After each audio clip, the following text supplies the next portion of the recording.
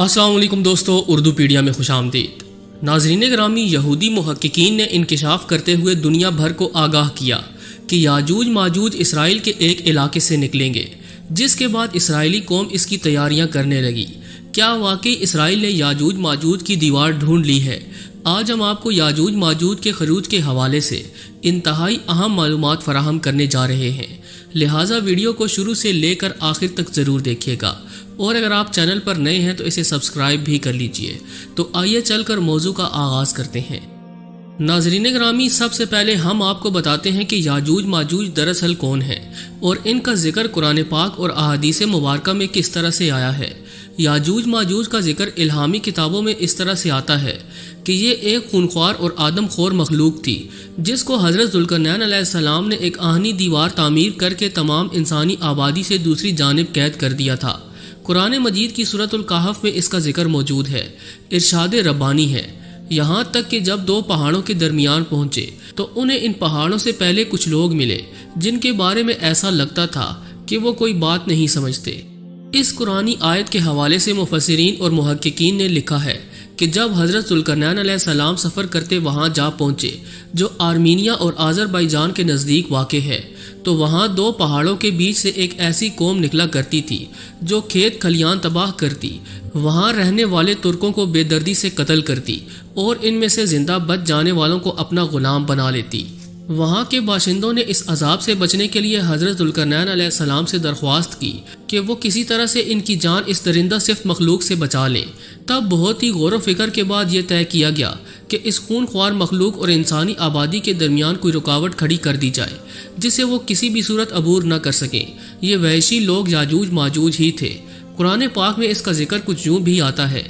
उन्होंने कहा, ए ज़ुल्करनैन, याजूज माजूज इस ज़मीन में फसाद फैलाने वाले लोग हैं, तो क्या हम आपको कुछ माल की पेशकश कर सकते हैं जिसके बदले आप हमारे और इनके दरमियान कोई दीवार बना दें। ये सुनकर हज़रत ज़ुल्करनैन अलैहिस्सलाम ने कहा कि अल्लाह ने जो मुझे इक़्तिदार अता फरमाया है, मेरे लिए वही काफ़ी है।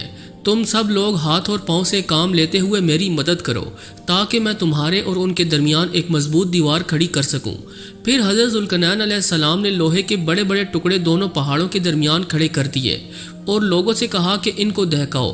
जब वो अंगारे की तरह सुरख हो गए तो इस पर पिघला हुआ तांबा डाला ताकि लोहे के टुकड़े मजबूती के साथ एक दूसरे से जुड़ जाएं।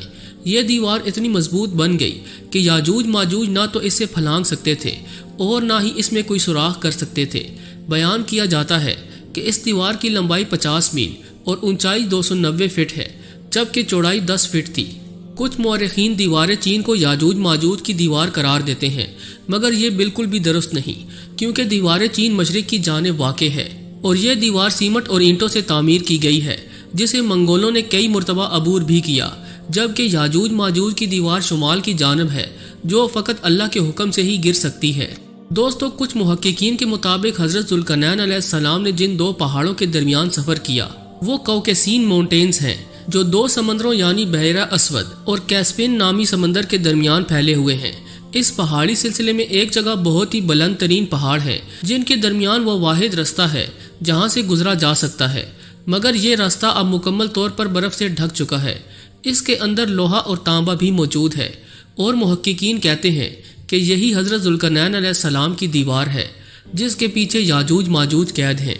आपको ये भी बताते चले कि याजूज माजूज का तज़किरा अहादीस मुबारका में किन अल्फाज में हुआ। अहादीस मुबारका में याजूज माजूज को भी फितना करार दिया गया और ये भी बताया गया कि वो कुर्बे क़यामत में बर्बाद होंगे, इनकी तादाद जहन्नम में बहुत ज़्यादा होगी।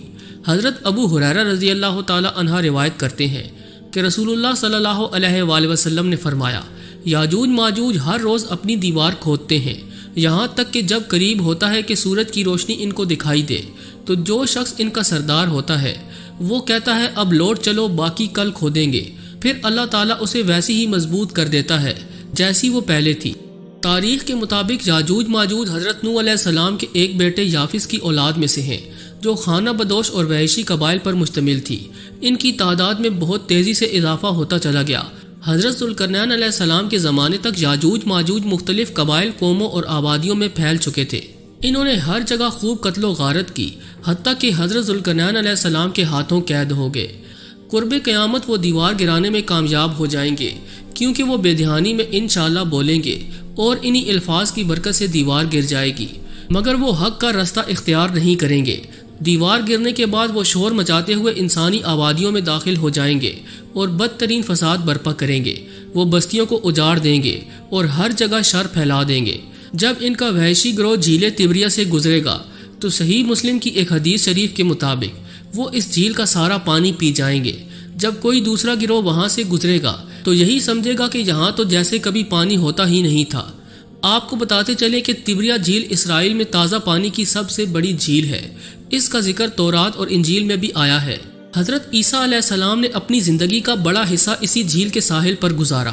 آپ یہ جان کر بھی حیران ہوں گے کہ حال ہی میں چند یہودی سائنسدانوں نے یہ دعویٰ کیا کہ یاجوج ماجوج اسرائیل سے نکلیں گے۔ ان کے مطابق وہ کسی پہاڑ یا دیوار کے پیچھے قید نہیں بلکہ زیر زمین موجود ہیں، اور ایک دن اچانک اسرائیل کے ایک پہاڑی علاقے سے نمودار ہوں گے اور دنیا بھر میں پھیل جائیں گے۔ یاجوج ماجوج خروج کے بعد جھیل تبریہ سے قتل و غارت کرتے ہوئے یہ اعلان کرتے جائیں گے کہ زمین پر ان کا قبضہ ہو چکا ہے۔ وہ سب کو اپنی اطاعت کرنے کا حکم جاری کریں گے۔ وہ بدبخت یہ اعلان بھی کریں گے کہ زمین پر حکومت قائم کرنے کے بعد اب وہ آسمانوں پر اپنی حکومت قائم کریں گے، اور یہ کہہ کر آسمان کی طرف ایک تیر پھینکیں گے جو خون آلود ہو کر واپس آئے گا۔ اس وقت حضرت عیسیٰ علیہ السلام کا نزول ہو چکا ہوگا۔ وہ تمام مسلمانوں کو لے کر کوہ طور کی طرف محفوظ مقام پر لے جائیں گے۔ وہاں پہنچ کر حضرت عیسیٰ علیہ السلام اور تمام مسلمان مل کر اللہ سے دعا کریں گے کہ اے اللہ، ان ظالموں کی گردنوں میں ایسا کیڑا پیدا فرما جو ان کی ہلاکت اور بربادی کا باعث بن جائے۔ اللہ تعالیٰ یہ دعا قبول فرما لیں گے، اور یاجوج ماجوج کی گردنوں میں ایسا کیڑا پیدا ہوگا جو ان سب کو ہلاک کر ڈالے گا۔ پوری زمین ان کی لاشوں سے بھر جائے گی۔ دنیا کے گوشت خور جانور اور پرندے ان کے گوشت کو کھا کر موٹے تازے ہو جائیں گے۔ پھر اللہ تعالیٰ بارش برسا کر زمین کو ان کی نحوست سے پاک کر دے گا۔ ناظرین گرامی، یاجوج ماجوج کے نکلنے کا وقت حضرت امام مہدی علیہ السلام کے ظہور اور پھر خروج دجال کے بعد ہوگا، جبکہ اس وقت حضرت عیسیٰ علیہ السلام دجال کو قتل کر چکے ہوں گے۔ ان کے نکلنے کی ایک علامت جھیل تبریہ کے پانی کا تیزی سے کم ہونا بیان کیا جاتا ہے۔ یہ بات بھی خاصی دلچسپ ہے کہ مغربی دنیا جو خود کو سیکولر ہونے کا دعویٰ کرتی ہے، وہ بھی مختلف زمانوں میں مختلف طریقوں سے یاجوج ماجوج کو بیان کرتی آئی ہے۔ جب فرانس کے نپولین نے بہت سے ملک فتح کیے تو مغرب کے عیسائی راہبوں نے فرانسیسیوں کو یاجوج ماجوج کہا۔ اسی طرح جب منگولوں نے پوری دنیا میں تہلکہ مچایا اور بڑے پیمانے پر تباہی پھیلائی تو اس وقت کے راہبوں اور پادریوں نے انہیں یاجوج ماجوج سے تشبیہ دی۔ اسی طرح آج بھی کچھ عیسائی پادری چین کو یاجوج ماجوج سمجھتے ہیں۔ یہ سب ان کے اندازے ہیں، حقیقت وہی ہے جو قرآن و حدیث میں بیان ہوئی۔ یاجوج ماجوج قیامت کی نشانیوں میں سے ایک نشانی ہے۔ وہ قیامت کے قریب ہی ظاہر ہوں گے اور ان کا انجام بہت بھیانک ہوگا۔ یقیناً اللہ کی تدابیر کے سامنے کوئی حربہ کامیاب نہیں ہو سکتا۔ دعا ہے کہ اللہ تعالی ہمیں ہر فتنے سے محفوظ رکھے، آمین ثم آمین۔ جی تو دوستو، ویڈیو کیسی لگی کمنٹ ضرور کیجیے گا۔